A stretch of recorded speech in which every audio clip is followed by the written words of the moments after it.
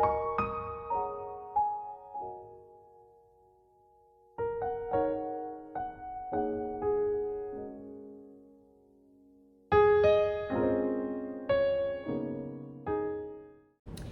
everyone, my name is Anessa, and if you are new here, then welcome. If you are not new here, then welcome back. So today's video is going to be about discipline, and Lord knows I have a lot to say about discipline, okay? Especially as someone where this had to be cultivated in me. It wasn't something that I was necessarily taught. Especially growing up, I was someone that I caught on to things quickly. I was very smart for my age, and so a lot of times I didn't have to study. I didn't have to really sit down and take my time with doing things. Like, it just kind of came naturally, I guess you can say. So the habit was never nurtured in me or established in me because things just kind of worked out. Even when it came to sports, like I was very good at picking up on sports and just being able to be really good like right out the gate. I have no idea. I just thank the Lord that he gave me that ability, but I was always capped, and I didn't really know why I couldn't push past that perceived cap. Until later I realized it was because I was not disciplined. And so there's a quote actually that says, hard work beats talent any day. And I didn't know how to work hard because I never had to. I was never forced to because of how naturally things came to me. So of course, naturally, this made my life a little bit more difficult because I felt like I was either losing the natural ability that I had, or I felt like I wasn't good enough. And so that frustrated me, and it creates like this negative, toxic paradigm or paradox, whatever you want to call it. And it's not really beneficial. So you know, all through my life, this is something that I really struggle with, or I felt like I struggled with. A lot of people would disagree with me and say that I am a very disciplined person and I'm a very consistent person. And I think that that's true in a lot of aspects of my life. But I think in the aspects that were important for me, the aspects that I thought would be beneficial towards me, I was a little bit harder on myself. And so, one, I definitely had to take a step back and be a little nicer to myself, because honestly, we think that overexerting ourselves or pushing ourselves too hard or speaking negatively to ourselves will actually help, but it actually does not. So we have to get rid of the negative ways that we push ourselves to be disciplined, right? Now, what I will say about discipline in any form, whether that's self-discipline or financial discipline, discipline is all the same, whatever lane it is in, right? I think that it's made up of three main components with God at the center, right? Because it's not in our own strength that we, or it shouldn't be in our own strength that we are able to do all the things possible, right? Because we can overwork ourselves, we can burn ourselves out. I'm so sorry, I just kicked my camera. That's staying in. So it's not through our own strength that we should be doing these things. We should be able to surrender it to the Lord, because whatever we are striving towards, whatever kind of discipline we are trying to have, we need to make sure that we have a healthy view of it. And I truly believe that a healthy view only comes through the Lord. So when we are talking about discipline in this video, I'm going to kind of go over the things that have helped me, but I also want to give you some basic things along with scripture that should help us wrap our minds around it, right? So initially, when I was on this journey, I will say consistently, well, actually, let me back up, because what I wanted to say is that discipline to me is made up of three parts. It's intention, for sure. It's definitely focus, and then it's also consistency. And we'll go through it, but those are the three main components to me that have helped me become more disciplined in the areas that I wanted to become disciplined in, but also the areas that I needed to become disciplined in. Because it doesn't just help the Anessa for today, it helps the future Anessa. And so discipline also shortens the gap between the person that you are now and the person that you want to be in the future. So there are a lot of benefits to discipline, and we're just going to go through those. So before we dive in, or actually we're going to dive in now, because the verse of today's video is actually our first point. So our first point says, although self-discipline is not pleasing at first, it does have its fruits. And that comes from the scripture Hebrews 12:11, which reads, no discipline seems pleasant at the time, but rather painful. Later on, however, it produces a harvest of righteousness and peace for those who have been trained by it. Now, how many times have you done something and you're like, this is hard work and I don't want to do it? I have countless. I'll give you two.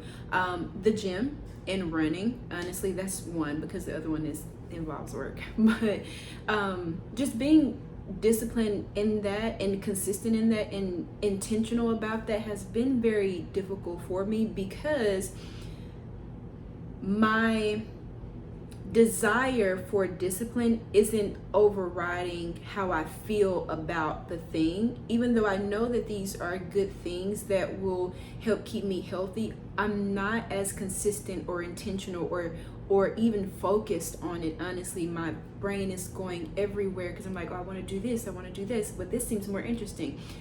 Also, I do have ADHD, so it makes it a little bit more complicated, but so my brain is everywhere, right? And so when it comes to running and trying to get into the gym, I know that it's good for my body, but sometimes my focus isn't there. And so if my focus isn't there, my consistency won't be either. And then as you're trying to become disciplined in these things, it seems like it's hurting you more than it's helping you because of the pain that you feel, right? But the Bible also tells us to face when we have trials and tribulations, to be joyous about it, right? To count it all joy when we face trials of any kind, knowing that the testing of our faith produces perseverance. And it's the same way when it comes to discipline as well. Discipline is actually a very beneficial thing, and it's something that we need in our day-to-day lives. And so it might not seem like it's fun or it's pleasant, but we have to get past the emotions that we feel about it, or how we feel about a thing, which requires a certain level of maturity. We have to get out of or step outside of how we feel about the thing and still do it because we know that it's right. And that can be very hard to do in a lot of areas of our life, right? But we know that if we continue to do these things, we will see the results. But sometimes the results can seem like it's too far away, but it's actually closer than you think when you focus on the discipline and not the outcome, the things that you have to do now and not the outcome. The outcome would be there, but it's the things that make up that outcome that we should be focused on. And so it says later on, it produces a harvest of righteousness and peace. You're going to be so satisfied once you are able to get through the pain of it, or the frustration of it, or just the unwillingness to do it. So our second point says that self-discipline shields us from danger. And how true is that, right? So this comes from the scripture Proverbs 25 verse 28. So that's Proverbs chapter 25 verse 28. And it says, like a city whose walls are broken through is a person who lacks self-control. Meaning you are defenseless, like you're not properly set up and ready to go. You're not in position to be able to protect the things that are inside of you or around you. When we don't have self-control, we are more impulsive. We do things without thinking. And not only do we do things without thinking about what it would mean for us, but it also spills over to other people in our lives that may be benefiting from the discipline that we are trying to put in place, right? So for me, if I want to be married and I want to have children, there are certain things that I have to do today in order to benefit my husband and my children later on. I can't just get married and say, oh, I'll figure it out. What a lot of people do. but not me, okay? Maybe it's my anxiety, I don't know, but I'm definitely not someone that's just like, I mean, I will figure it out, but I like to be, to a certain extent, prepared. And so when we have that self-control, it allows us to be able to not just think about ourselves, but the people around us that are attached to us. And in the long run, how the effects of that and how that may look for not just ourselves, like I said, but other people. So our third point says, a desire brings you nothing, but discipline brings you success. And I think that that's certainly true, but we also have another scripture from Proverbs chapter 13 verse 4 that reads, a sluggard's appetite is never filled, never satisfied, but the desires of the diligent are fully satisfied. And really what is speaking to here is a sluggard is like someone that's moving slow, or they're lazy, or they're not putting in as much effort as they could. And then when they don't receive what they think that they should be receiving or what they want to receive, then frustration comes in, disappointment, or even anger. I know for myself, one of the things that I wanted to work on was getting my certification in data analytics, because I'm very much an analytical person. I love data. I love,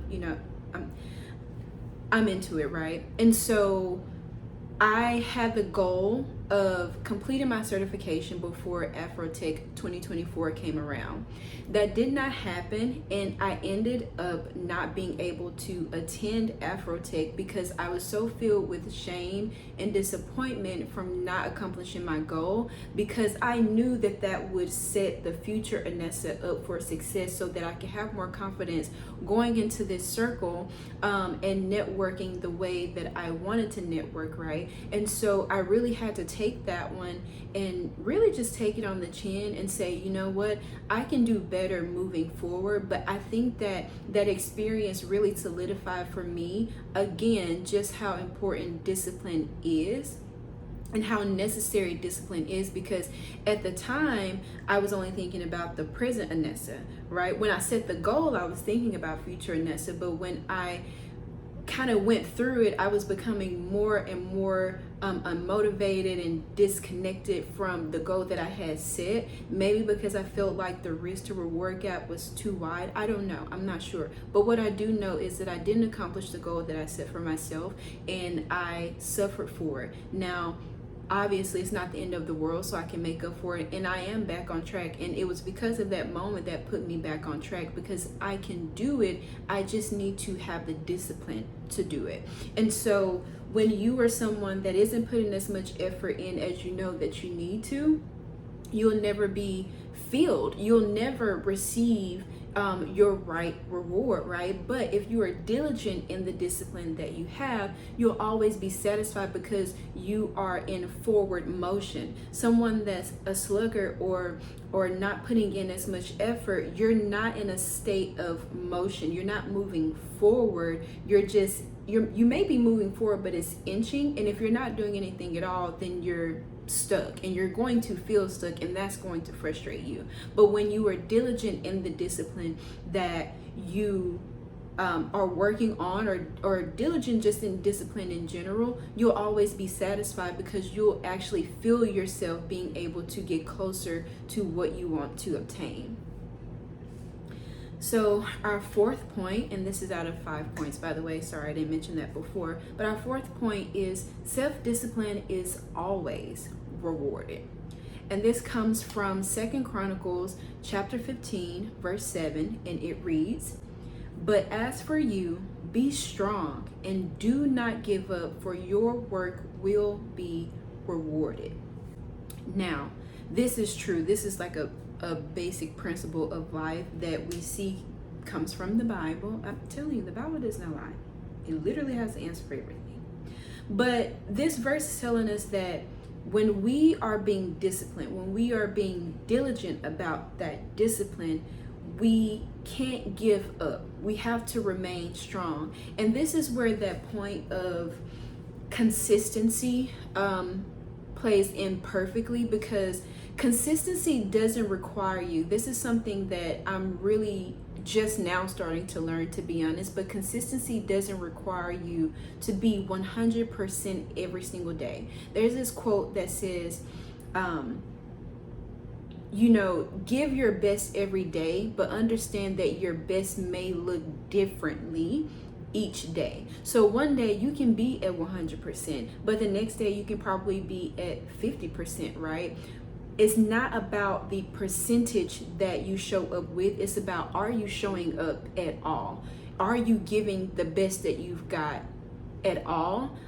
Sometimes we can sabotage ourselves in that way, right? Where we're like, okay, well, if I can't give 100% today, then I'm just not going to do it at all. I know I've been there, and again, I suffered for that, but it's because of that black and white thinking that we have, or that all or nothing thinking that we have.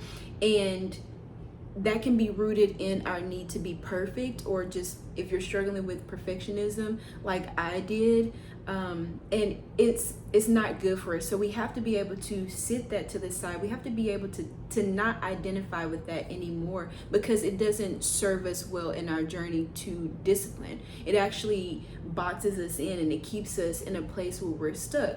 So when we are trying to be consistent, especially as women, like throughout the month, we may feel different ways depending on what phase of our cycle we are in. And so you actually cannot give 100% every single day.